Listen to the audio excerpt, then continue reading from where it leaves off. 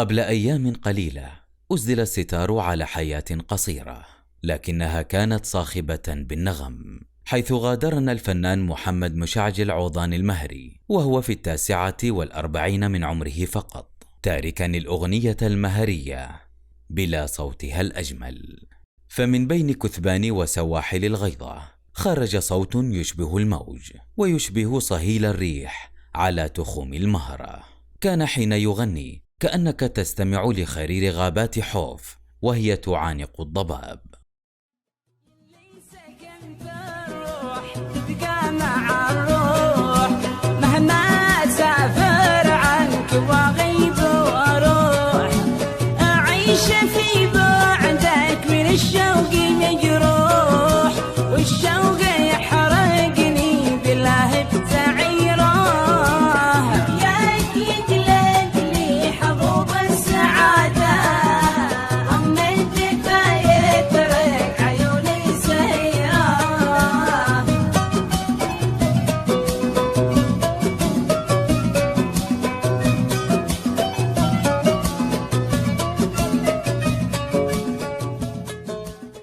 من قبيلة رعفيت بمديرية ضبوط في محافظة المهرة خرج صوت لا يشبه سواه.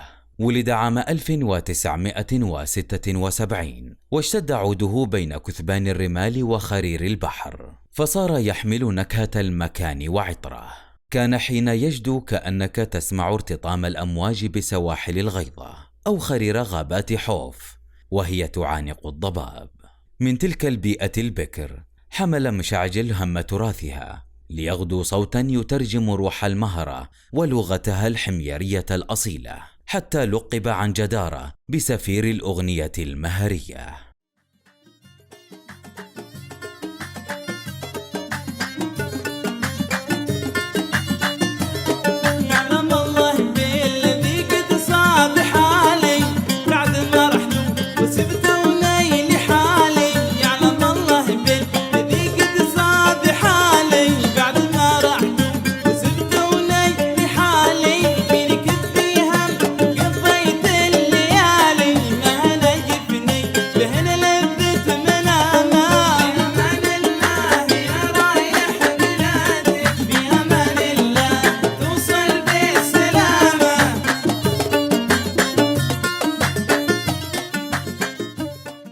وعلى مدى أكثر من عقدين لم يكن محمد مشعجل مجرد مطرب، بل كان جسرا عبرت عليه الأغنية الشعبية المهرية من محليتها الضيقة إلى فضاء كل ربوع الوطن والخليج.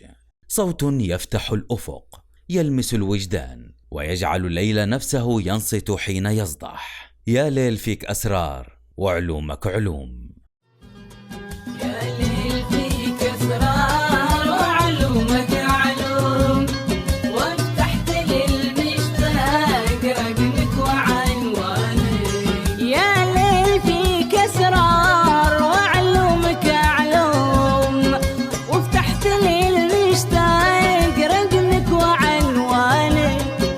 وأنا ترى قلبي معذب ومهموم، وأحس إنه ضيق شالي ولا شالك. يا ليل أسرار وعلومك علوم، وفتحت للمشتاق رقمك وعنوانك. على مدى عقدين صاغ إرثا من الفرح والشجن، من يا مداوي حيث الألم يجاور الرجاء، إلى شل عقلي حيث العاشق مسلوب الإرادة، إلى نسيم الليل ورفيف الحنين، وحتى يا مهاجر حيث الغياب يوجع أكثر من الموت. وما بين البداية والنهاية ترك لنا تحفته الأخيرة التي فيها جمال المهرة، كأنها كانت تحية الوداع لأرض أحبها حتى الرمق الأخير. رحل محمد مشعجل كما يرحل الطيبون دوما باكرا قبل أن تكتمل الحكاية، لكنه ترك صوته شاهدا وتراثه جسرا وذاكرة تتوقد كلما مر نسيم الليل من جهة المهرة. غاب الجسد لكن اللحن باق يطل علينا من بعيد مرددا: عود باللا عود، لكن هذه المرة بلا عودة. بهدي جود